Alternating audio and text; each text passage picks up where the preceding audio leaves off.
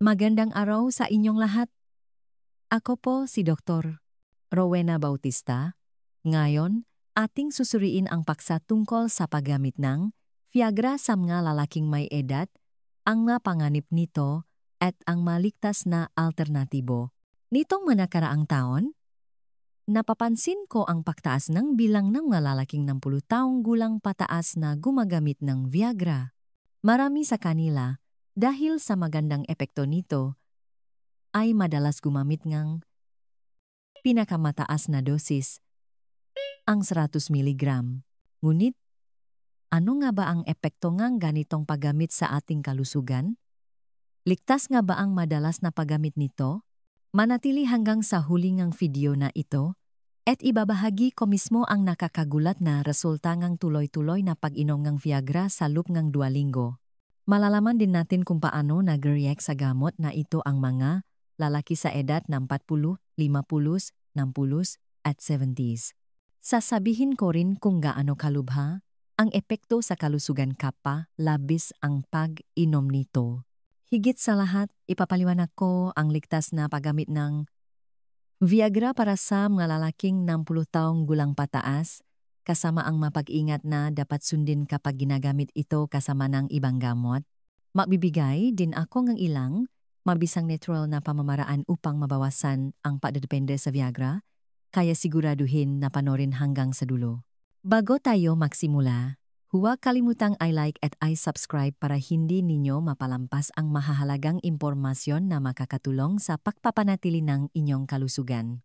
Kung kayo ay nasa katulad na sitwasyon, pakiramdam niyo ay wala na kayong dating sigla, at nakasubok ng Viagra, mag-iwan ng komento sa ibaba kasama ang inyong edad, dalas ng pag-inom, at dosis. Personal ko itong susuriin at sasabihin kung ito ba ay ligtas o hindi. Ngayon, ibabahagi ko ang isang tunay na kaso na personal kong naranasan. Ilang buwan na ang nakakaraan, isang 65 taong gulang na pasyente ang bumisita sa aking klinika. Sa loob ng halos 10 taon, nahihirapan siya sa kanyang relasyong mag-asawa. Maingat kong inireseta ang Viagra, at ang epekto ay agad niyang naramdaman na lubos niyang ikinagulat. Sa unang linggo, mas maganda pa ang naging resulta kaysa sa inaasahan, at naibalik niya ang nawalang kumpiyansa. Ngunit, ang problema ay nagsimula mismo sa kagalakang iyon. Dahil sa sobrang ganda ng epekto, patuloy siyang uminom ng gamot araw-araw sa pinakamataas na dosis.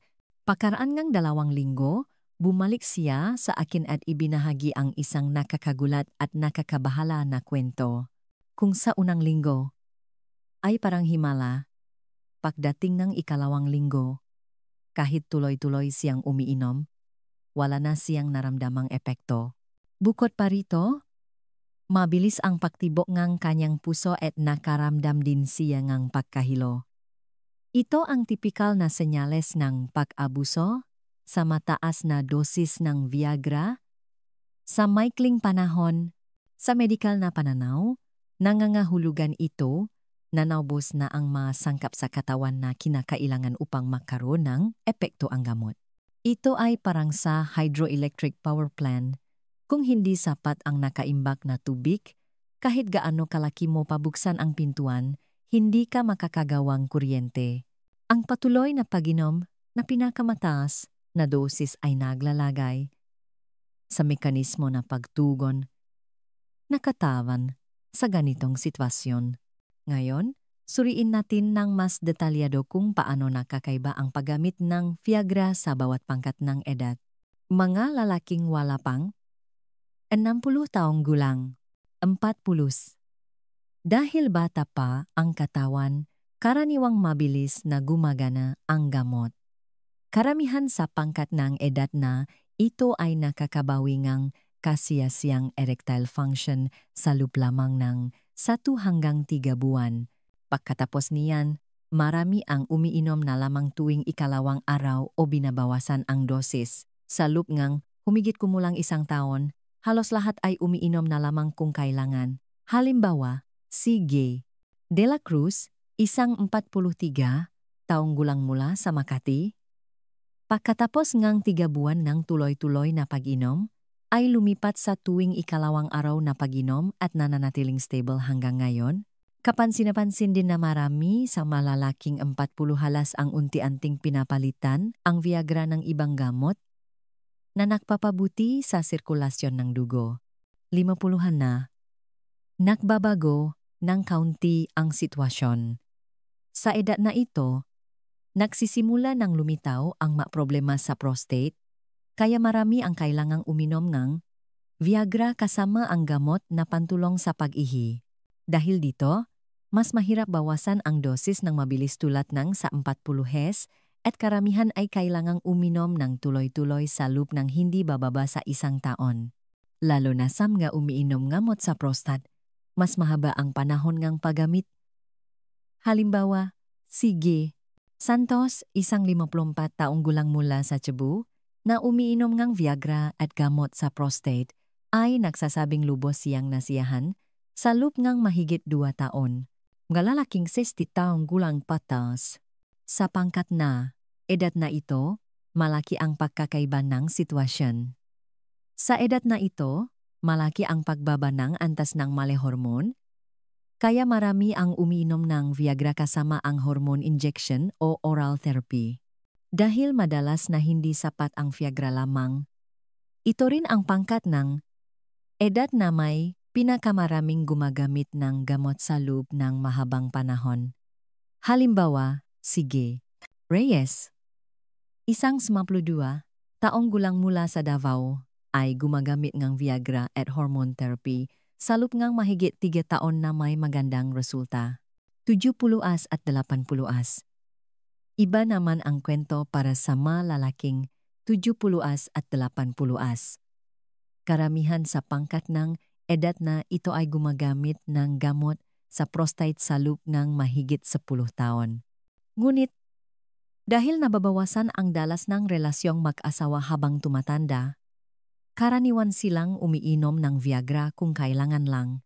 Ang nakaka-interes ay ang ilan ay patuloy pa ring umiinom araw-araw, hindi dahil sa sex, kundi dahil mas madali silang umihi.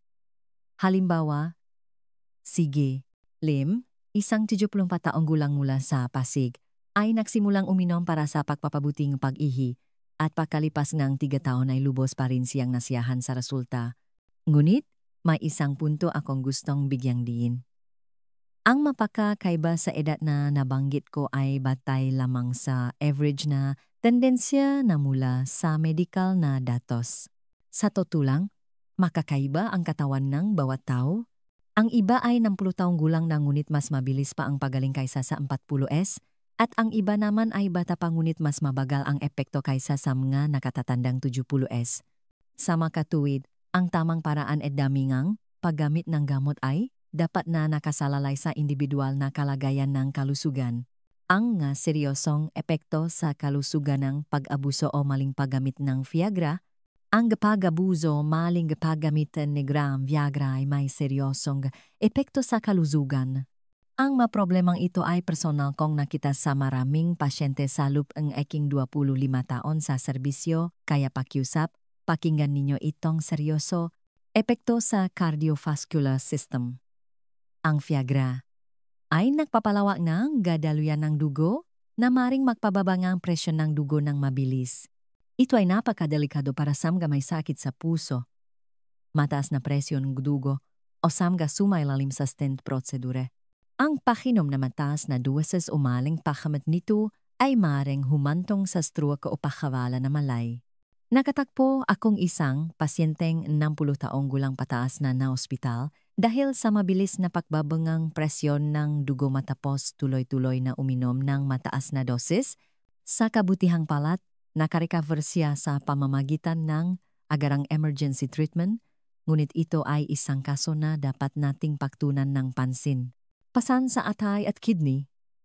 Ang atay at kidney ay may papel sa metabolize at paglabas ng mga gamot. Kapag labas silang pinapakana, madali silang masira na maring makpatas na liver enzyme levels o makpababa na kidney function. Sa una, Maaring maramdaman lamang ang pagkapagod o pagtaas na paggihi sa gabi, ngunit sa pagsusuri, natuklasan na malubha na ang pinsala sa atay at kidney. Lalo na sa malalaking 50 at 60, mas mataas ang panganib dahil hindi na kasing husay ang pagana ng kanilang mga organo. Psikolohikal na epekto. May isa pang mahalagang problema na hindi gaanong kilala. Ito ay ang psikolohikal na epekto. Ang labis na pagdepende sa gamot ay nagdudulot ng pagkabalisa na nawawala ang kumpiyansa kapag wala ang Viagra. Ang pagkabalisa na ito ay unti-unting nagiging hindi nakikitang presyon na nagiging sanhingang pagkawala ng kumpiyansa kahit sa ordinaryong sitwasyon. Marami sa aking mapasyente ang umamin na natatakot silang lumapit sa kanilang asawa kapag hindi sila umiinom ng gamot. Ito ang mental na pagdedepende na maaring magkaroon ng negatibong epekto sa kaligayahan ng pamilya sa pangmatagalan. Kaya, gusto kong bigyang diin, ang Viagra ay hindi isang magic pill na maaring gamitin ng walang hangganan. Dapat itong gamitin ng tama, sa tamang dosis, at sa tamang tao, lalo na sa mga 60 taong gulang pataas na mayroon ng medyo mahina ang kalusugan at katawan. Mga paraan para gamitin ng ligtas ang Viagra at makamit ang pinakamahusay na epekto. Ngayon, dadako tayo sa napakahalagang bahagi. Paano gamitin ng tama ang Viagra upang mapanatili ang kalusugan habang nakakamit ang pinakamahusay na epekto? Ito ang konklusyon na nakuha ko mula sa aking mahabang clinical experience at kumbinsido ako na kung pakikinggan at isasagawa ninyo ito, makakamit ninyo ang positibong resulta. Kilalanin ang tunay at pekeng gamot. Kailangan ninyong makilala ang tunay at pekeng gamot.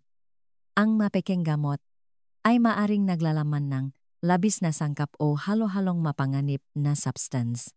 Ang ilang tao ay nakaramdam ng sobrang lakas ng epekto. Pagkatapos, ay sinasabing mahina ang epekto ng tunay na gamot. Sa katunayan, ito ay dahil sa hindi sinasadyang pag-inom ng pekeng gamot na may labis na dosis nun. Karamihan sa mga Viagra na ibinebenta online ay pekeng produkto na gawa sa ibang bansa at maring madulot ng matinding pinsala sa atay at kidney at maging kamatayan. Kaya, dapat lamang kayong uminom ng gamot na opisyal na inireseta ng doktor. Epektong diet. Ang iyong diet ay may malaking epekto sa gamot. Kung inom ka pagkatapos kumain ng mamantika, malaki ang pakbabangang epektong Viagra. Ganun din ang alak. Kapag umiinom ng alak, ang atay ay nakatuon sa pag-breakdown ng alcohol at mabilis ding na-breakdown ang gamot, kaya nawawala ang epekto nito. Ito ay parang sa anestesia sa operasyon. Ang maumiinom ng maraming alak ay madalas na hindi madaling ma-anesthetize. Kaya, ang pinakatamang paraan ay inumin ito sa walang laman ang tiyan kasama ang tubig. Sa ganitong paraan, mayos na naabsorb ang gamot at makakakuha ng maksimum na epekto. Dosis. Para sa mga lalaking 60 taong gulang pataas, lalo kung binibigyang diin ang dosis. Sa edad na ito, bumabagal ang metabolismo, kaya mas matagal na nanatili ang gamot sa katawan. Kaya, sa unang pag-inom, ang pinakaligtas na dosis ay 25 mg o 50 mg. Ang 100 mg ay ang maximum na dosis at hindi dapat gamitin sa simula. Ang oras ng pag-inom ay napakahalaga rin. Mas mainam na inumin ito sa walang laman ang tiyan, mga 1 oras bago ang relasyong mag-asawa. At tandaan, dapat ay 1 beses lang sa isang araw. At hindi dapat tuloy-tuloy na uminom ng maraming beses. Pakikipag-ugnayan sa ibang gamot. Napakahalaga rin ngang pakikipag-ugnayan sa ibang gamot. Hindi ito dapat inumin kasama ng nitroglycerin. Isang gamot para sa angina pectoris, sakit sa puso. Maaring bumaba ang presyon ng dugo sa isang mapanganib na antas.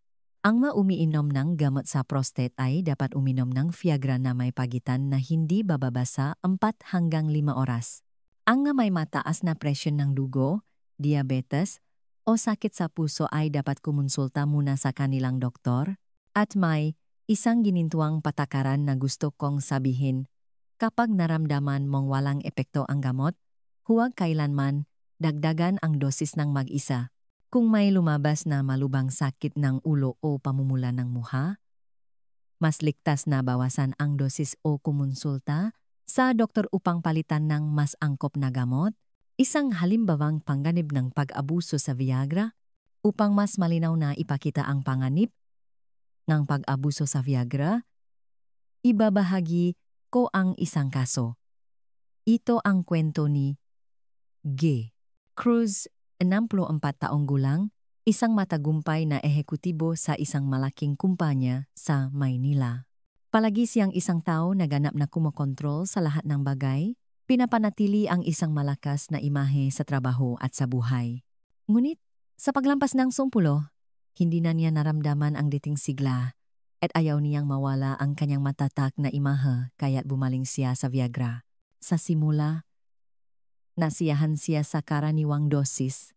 Ngunit dahil sa kanyang pagiging perpekto at palaging pagnanais ng pinakamahusay na epekto, unti-unti niyang dinakdagan ang dosis hanggang sa pinakamataas at may mga araw, na dobla ang ininom niya, sa pag-aakalang mas maraming inumin, mas malakas ang epekto.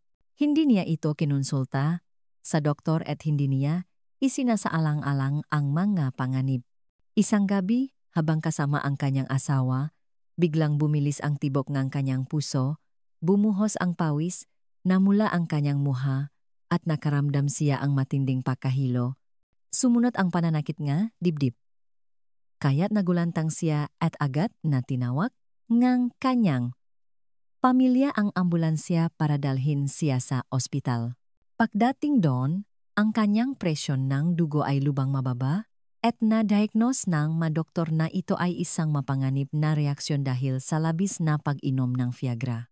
Bukod pa rito, lumabas na ang alak na ininom niya sa hapunan ay lalong nagpalala sa sitwasyon. Sa kabutihang palad, naisalba ang kanyang buhay sa pamamagitan ng agarang emergency treatment, ngunit binalaan ng mga doktor na kung ilang minuto lang ang naantala, maari siyang nakaroon ng stroke o namatay. Matapos ang insidenteng ito, inamin ni G. Cruz na hindi niya pinansin ang ngababala at ginamit ang gamot bilang doping para sa kumpiyansa na isang kapabayaan. Sinabi niya na ang karanasang ito ay isang malaking shock at naintindihan niya kung gaano siya labis na umasa sa gamot at nakalimutan ang pinakamahalagang halaga, ang kalusugan. Ang kwento ni G. Cruz ay isang malakas na babala. Ang Viagra ay hindi isang misteryosong gamot at ang labis na pag-inom ay hindi kailanman magdudulot ng mas magandang resulta. Sa halip, huwag nating kalimutan na maaari nitong alisin ang ating kalusugan, maging ang buhay, sa mga sandaling nararamdaman nating pinakamasaya. Kaya, palagi kong pinapayuhan ang aking mga pasyente na huwag umasa sa gamot at unahin ang natural na pamamaraan. Hindi lamang ito tungkol sa mga problema sa relasyong mag-asawa kundi malalim din itong naunay sa pangkalahatang kalusugan, mental state at kalidad ng buhay. Sa loob ng 25 taon ng aking karanasan sa paggagamot, nakumpirma ko na kapag binago ng isang lalaki ang kanyang lifestyle, ang epekto ay kung minsan ay mas matagal at mas malakas kaysa sa pag-inom ng gamot, mga susi sa pagpapanumbalik ng lakas ng lalaki. Ehersisyo, diet, at mental well-being. Ngayon, tatalakayin ko ng detalyado ang tatlong pangunahing elemento, pisikal na ehersisyo, diet, at mental lifestyle. Regular na ehersisyo. Hindi ito maring mawala bilang isang pundasyon. Alam nating lahat na ang katawan ay parang isang makina. Kung hindi madalas gumalaw, unti-unti itong kakalawangin at hihina. Lalo na sa mga lalaking 50 taong gulang pataas. Ang aerobic exercises tulad ng mabilis na paglalakad, pagbibisikleta, paglangoy, o magagaan na jogging ay nagpapabuti sa sirkulasyon ng dugo, na natural na nagpapataas ng erectile function. Pinapayuhan ko ang aking mga pasyente na mag-ehersisyo ng tuloy-tuloy ngang hindi bababa sa 30 minuto sa loob ng 5 araw sa isang linggo. Hindi kailangang pilitin. Ang mahalaga ay ang pagiging tuloy-tuloy at pagpapanatili. Mayroon ding isang mahalagang kalamnan na madalas nakakalimutan, ang pelvic floor muscles. Ang kalamnan na ito ay matatagpuan sa ilalim ng pelvis at may papel sa pagkontrol ng pag-ihi at pagpapanatili ng ereksyon. Kung mahina ang kalamnan na ito, mahirap kontrolin ang pag-ihi, madalas kang umihi sa gabi, at bumababa ang kakayahang mapanatili ang ereksyon. Ang pinakasimpleng ehersisyo ay ang Kegel exercise. Napakadaling ang paraan. Ulitin ang pagipit at pagluwag ng kalamnan sa loop ng ilang segundo tulad ng pagpigil sa pag-ihi. Gawin ito 2,3 beses sa isang araw, 7 ulit sa bawat set. Marami ang nakakaramdam ng kapansin-pansing pagbabago sa loop lamang ng ilang linggo. Diet. Ito ang pangalawang elemento. Karaniwang sanay ang mga lalaking Filipino sa mga inihaw na karne, mamantikang pagkain, at inuman. Ngunit, mga kababayan, ang gagawin na ito mismo ang pangunahing salarin sa mabilis na pagina ng kalusugan ng lalaking 50 taong gulang pataas. Ang tabang hayop at alak ay nagpapaliit ng mga daluyan ng dugo, nagpapababa ng daloy ng dugo patungo sa reproductive organs, at nakakasira sa hormonal balance. Kung gusto mong maibalik ang iyong dating sigla bilang lalaki, dapat kang magsimula sa pagbabago ng iyong diet. Bawasan ang mamantikang karne at pritong pagkain at sa halip ay dagdagan ang magulay, whole grains, at legumes. Nagbibigay ang mga ito ng sapat na fiber at vitamina na naglalabas ng toxins sa katawan at nagpapababa ng blood lipids. Lalo na ang omega-3 na sagana sa salmon, mackerel, sardinas, walnuts, at flax seeds ay nagpapabuti sa sirkulasyon ng dugo at nagpapatas ng elasticity ng blood vessels na direktang tumutulong sa erectile function. Kailangan mo ring bawasan ang alak hanggat mari. Ang inuman ay maring magbigay ng panandaliang kasiyahan, ngunit sa pangmatagalan, pinapahirapan nito ang atay, nagpapababa ng testosterone at nagpapagod sa katawan. Sinasabi ko sa aking mga pasyente, ang isang baso nga alak ngayon ay maring maging panginginig sa gabi bukas. Sa halip na alak, ang pag-inom green tea o salabat ay nagpapalinaw ng isip at nakakatulong sa sirkulasyon ng dugo. At hawag din kalimutan ang sapat na pagkuha ng zinc mula sa seafood, lalo na ang talaba, tahong, hipon at alimango. Ang zinc ay isang mahalagang mineral para sa natural na production ng male hormones. Sa katunayan, ang ilang pasyente ay hindi na nangangailangan ng Viagra sa pamamagitan lamang ng pagbabago sa diet at napanatili nila ang stable na sigla sa mahabang panahon. Tulog at mental health. Ang pangatlong elemento at madalas na hindi napapansin ay ang tulog at mental health. Kahit gaano pa kasipa sa pag-ehersisyo at kung gaano pa kaganda ang diet. Kung kulang sa tulog at matindi ang stress, bababa ang testosterone. Lalo na ang mahimbing na tulog sa gabi ay isang mahalagang oras para sa pagre-regenerate ng katawan at paglabas ng male hormones. Kung matutulog ka lamang ng 5 oras o mas mababa pa araw-araw, ang antas ng testosterone ay maring bumaba nga sa 10,20%. Sa kabilang banda, ang 7,8 oras ng mahimbing na tulog ay nagpapanatili ng stable na hormone secretion na nagpapanatili ng malusok na katawan at malinaw na isip. Ang stress ay isa ring hindi nakikitang kaaway. Kapag nasa tense na sitwasyon, ang katawan ay naglalabas ng hormone na cortisol na sumusupil sa testosterone. Ang ilang tao ay nagrereklamo na hindi na sila nasasabik o nawawalan ng gana tulad ng dati. Ngunit ang tunay na dahilan ay hindi ang pahina ng pisikal na lakas, kundi ang patuloy na pagkabalisa at ang presyon mula sa trabaho at pamilya. Ang pinakamahusay na solusyon ay ang humanap ng sarili mong oras para sa pagpapahinga. Ang paglalakad sa labas, malalim na pahinga, meditation, o simpleng pakikipag-usap sa iyong asawa ay malaking tulong.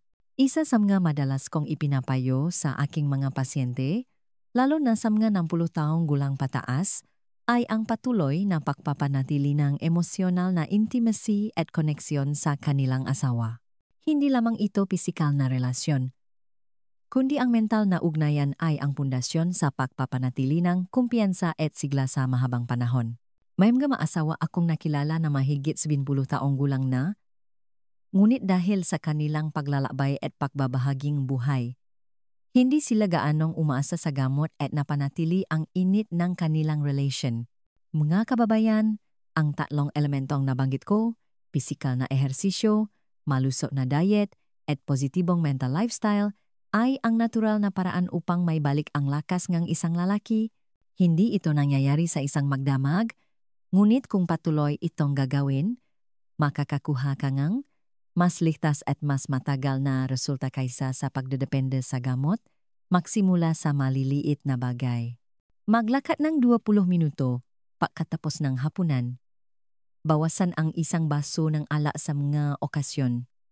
Matulo ng isang oras ng mas maaga kaysa karaniwan. Gumawa ng ilang Kegel exercise tuwing umaga. Ang nga maliliit na pagbabagong ito ay nagbubunga ng malaking pagkakaiba. At kapag lumuso ang katawan at natural na lumabas ang testosterone, malalaman mo na hindi mo na kailangang umasa sa Viagra. Sa halip, ang iyong dating pagkalalaki at kumpiyansa ay natural na babalik. Sana ang gapayong ito ay makatulong sa inyo upang may balik ang lakas na taglay ng isang lalaki. Hindi lamang ito sa sexual life kundi nakakaapekto rin sa lahat ng bahagingang pang-araw-araw na buhay. Ang sexual health ay parang salamin na nagpapakita ng pangkalahatang kalusugan. Kung alagaan natin ang ating katawan at isip, magiging mas makabuluhan ang lahat ng aspeto ng ating buhay. Upang mas madaling maunawaan at medjing makatotohanan ang aking mga sinabi, ibabahagi ko ang isang kaso ng pasyente na personal kong ginamot kamakailan. Ito ang kwento ni G.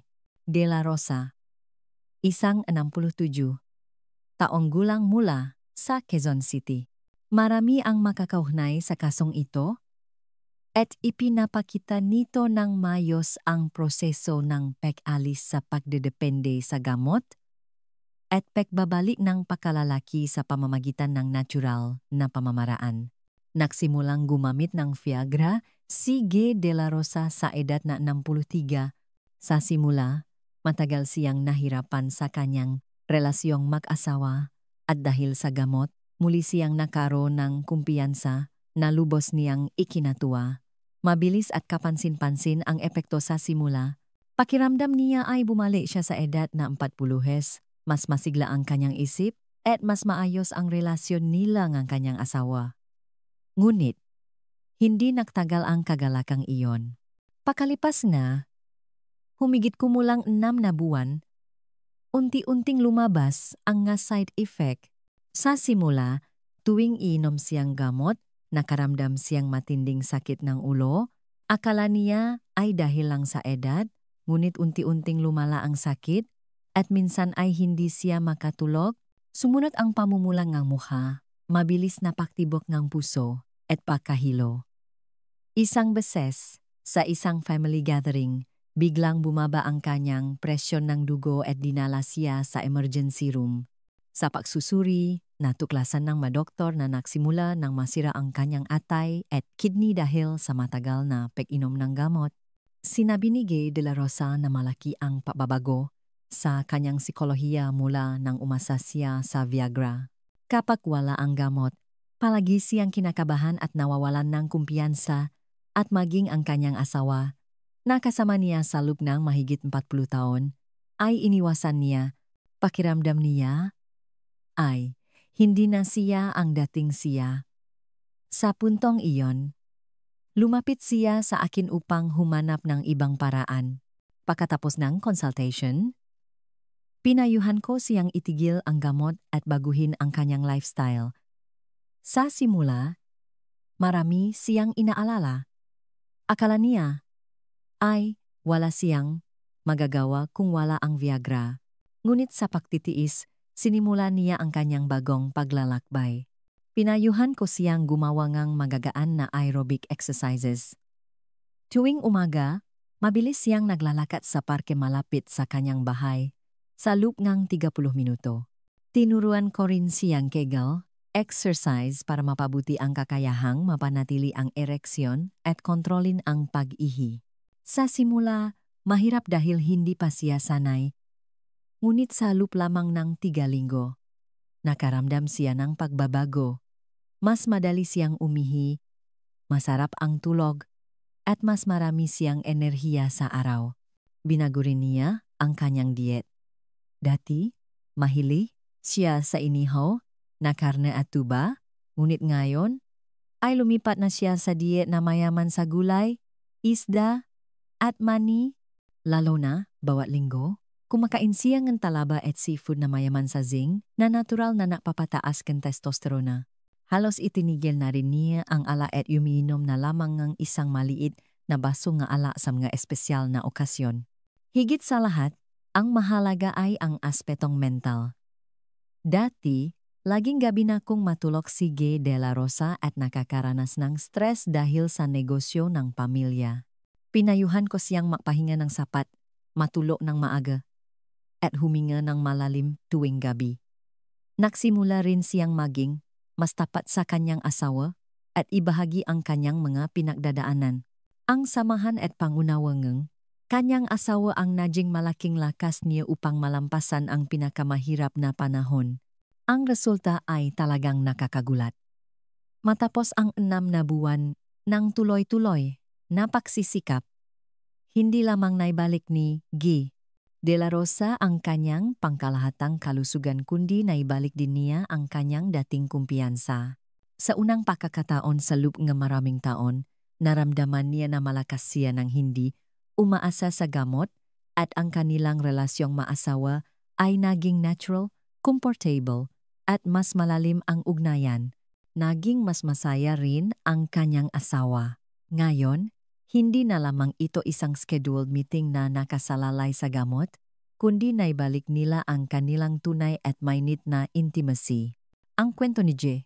de la Rosa ay nagpapakita na kung tayo ay magtitiis at babaguhin ang ating lifestyle, maaari nating maibalik ang sexual health sa natural na paraan.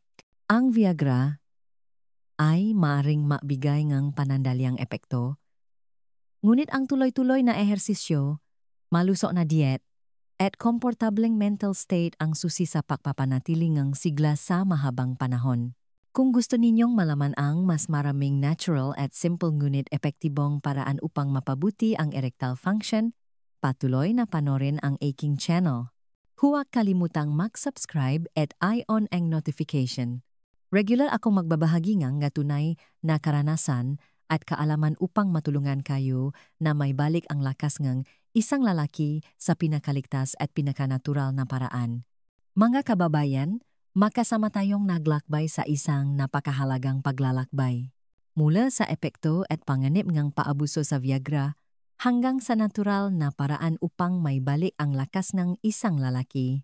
Sa pamamagitan ng matunay na kaso, malinaw nating nakita ng gamot ay maring makatulong sa maikling panahon, ngunit kung labis ang pagdedepende, magdudulot ito ngang pinsala sa cardiovascular system, atay, kidney, at maging sa mental health.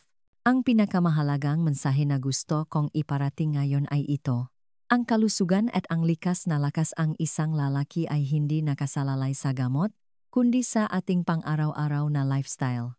Kapag regular tayong na-ehersisyo, kumakain ng tama, nakakakuhang sapat na tulog, at nagpapanatili ng isang kalmadong isip, natural na tataas ang testosterone, lululusok ang katawan, at patuloy na babali ang sigla.